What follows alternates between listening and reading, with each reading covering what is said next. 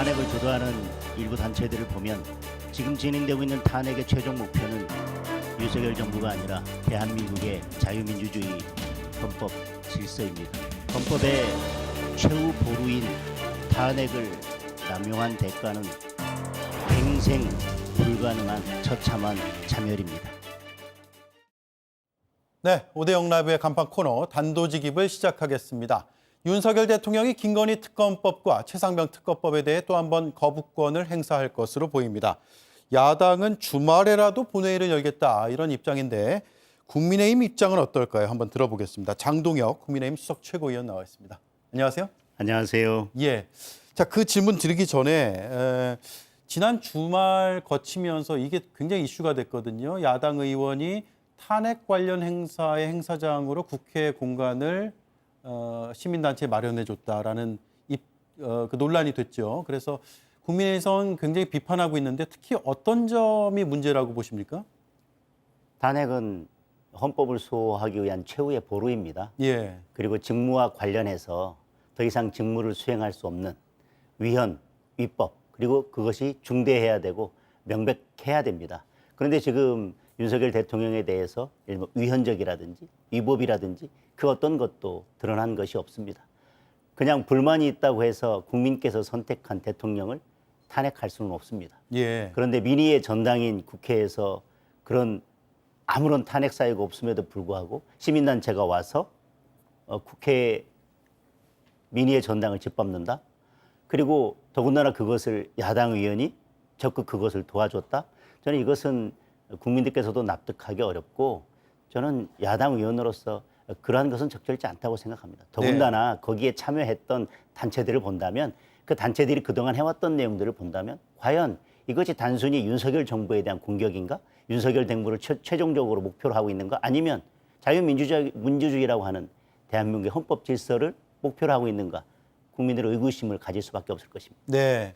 법사위원이시고 법사위 활동하는 모습을 화면을 통해서 많이 봤습니다. 네네. 법사위가 이제 막 꾸려질 때 이재명 대표 방탄 로펌 아니냐 이런 비판을 하셨는데 네. 그 비판은 지금도 유효한 비판입니까? 여전히 유효하다고 생각합니다. 예. 법, 왜곡죄든 뭐 여러 가지 지금 법안들을 보면 무리하게 추진되고 있는 법안들은 전부 다 마지막에는 이재명 대표의 방탄을 향하고 있습니다. 예. 그리고 뭐 탄핵 청문회든 아니면 뭐 검사 탄핵이든 뭐 각종 탄핵이나 특검법이나 지금 민주당에서 새롭게 발의하는 법안들은 결국은 보면 이재명 대표를 향하고 있고 그거를 주도하는 분들은 예전에 일본 대장동 변호사였던 지금 국회의원이 그런 것들을 주도한다든지 결국은 민주당의 법사위원 전체 의원님들이 결국은 이재명 대표 한 명을 위해서 쭉 향해 가고 있지 않습니까? 예. 법사위 끝날 때 되면 기승전 결국은 이재명 대표의 방탄으로 끝나고 있습니다.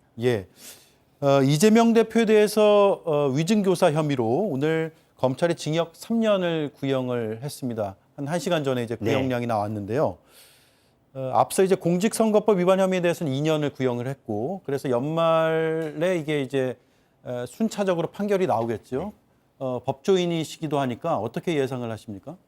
우선 오늘 위증교사 혐의에 대해서 징역 3년의 구형은 적정한 구형이라고 생각합니다. 그 범위 내에서 법원이 잘 판단하겠지만 예. 위증이든 무고든 그것은 사법 질서의 근간을 흔드는 중대한 범죄입니다. 그리고 이 위증교사는 이재명 대표의 정치 생명을 좌우했던 그런 사건입니다. 이 위증교사가 없었더라면 그래서 그 부분에서 공직선거법에서 유죄 판결이 났더라면 지금의 이재명 대표는 없을 수도 있습니다. 다시 말하면 이재명 대표의 정치 생명이 여기까지 이어온 것은 이 위증교사 사건 때문입니다. 만약에 네. 유죄가 된다면 그렇다면 위증이라고 하는 것 자체가 매우 중대한 범죄이고 그런데 이것은 이재명 대표의 정치 생명 연장과 직접적으로 관련이 있고 위증의 내용 또한 공소사실과 직접 관련되어 있는 핵심적인 내용이었습니다. 따라서 그 죄가 결코 가볍지 않다고 생각하기 때문에 징역 3년의 구형은 적정한 구형이다. 그렇게 생각합니다. 예. 지금 여당도 그렇고 야당도 그렇고 이제 유리한 판결이 나오면 법원의 판결을 존중한다고 하는데 불리한 판결이 나오면 다른 목소리가 또 일부에서 나오거든요. 이참에 법원 판결은 어떻게 나오든 상호가 존중하고 인정해야 된다라는 것들을 좀 뭐 발표 형식은 아니더라도 입장 표명을 좀 하면 어떨까요? 판결이 나기 전에 뭐 각자의 입장을 정치적으로 주장할 수는 있습니다. 그리고 판결 내용에 대해서 뭐 법리적으로는 비판할 수 있다고 생각합니다. 그러나 그런 것과 무관하게 결과가 마음에 들지 않으면 사법부를 무턱대고 비판하거나 아니면 뭐 재판부나 아니면 해당 판사를 좌표 찍어서 공격하는 것은 저는 적절치 않고 그 피해는 결국 장기적으로 보면 국민 모두에게 돌아가는 것이고 우리 사법 시스템을 망가뜨리는 일이라고 생각합니다. 예. 자, 이 얘기가 특히 궁금했는데 이제 대통령의 거부권 행사는 임박한 걸로 보입니다. 네. 다시 이제 국회로 돌아오면 야당은 주말에라도 다시 한번 재의결을 하겠다라는 입장이고 국민의힘은 그러면 본회의가 열리면 들어가게 되나요? 아니면 아예 당론으로 아예 안 들어가게 됩니까?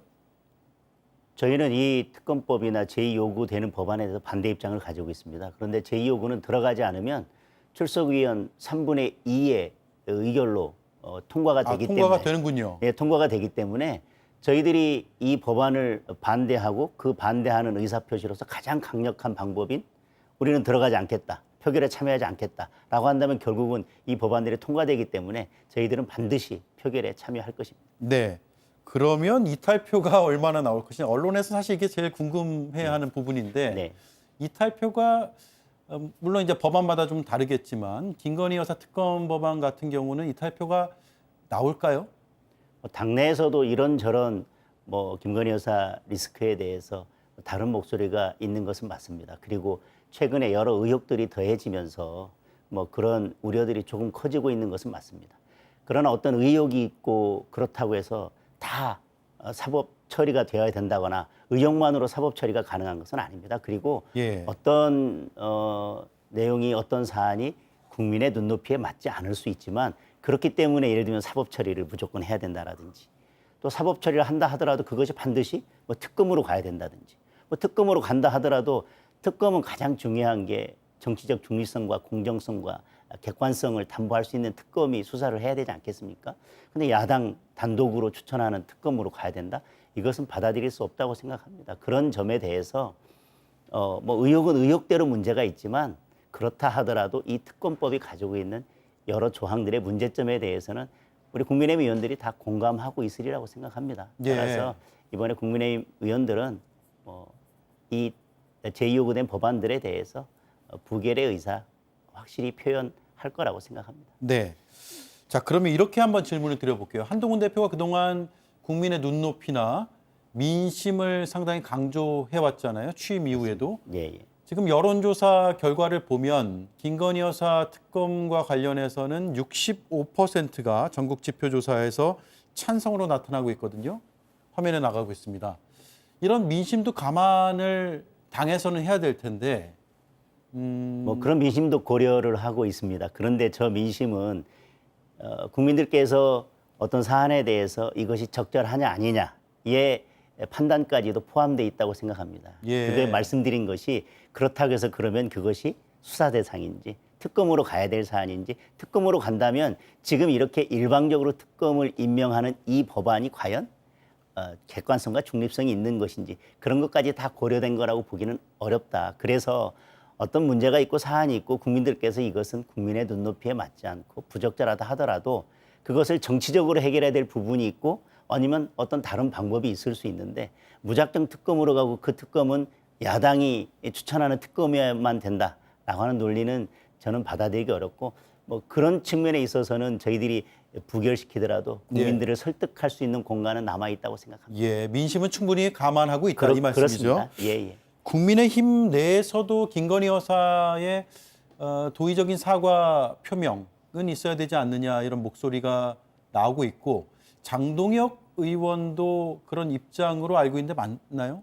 뭐 저도 같은 입장이고 우리 전당대회에 나왔던 당대표 후보 네 분도 똑같이 직접 지금이라도 사과할 필요가 있다라고 저는 같은 의견을 밝힌 것으로 알고 있습니다. 네. 말씀드린 것처럼 국민들께서 우려하고 계시는 부분이 있다거나 국민의 눈높이에 맞지 않다고 생각하시는 부분이 있다면 저는 그것은 어떻게든 해소를 해드려야 되고 그것이 수사나 특검은 아니다 할지라도 사과든 아니면 다른 어떤 방법으로든 정치적으로 해결할 필요성은 있다고 생각합니다. 네. 이제 명품백 수수 사건이나 도이치모터스 주가 조작 사건의 검찰 수사 결론이 거의 이제 나올 네. 것 같아요. 네. 그럼 그 시점에 맞춰서 대국민 사과를 하면 된다고 보세요? 그 시점과 방식은 어떻게 생각하세요?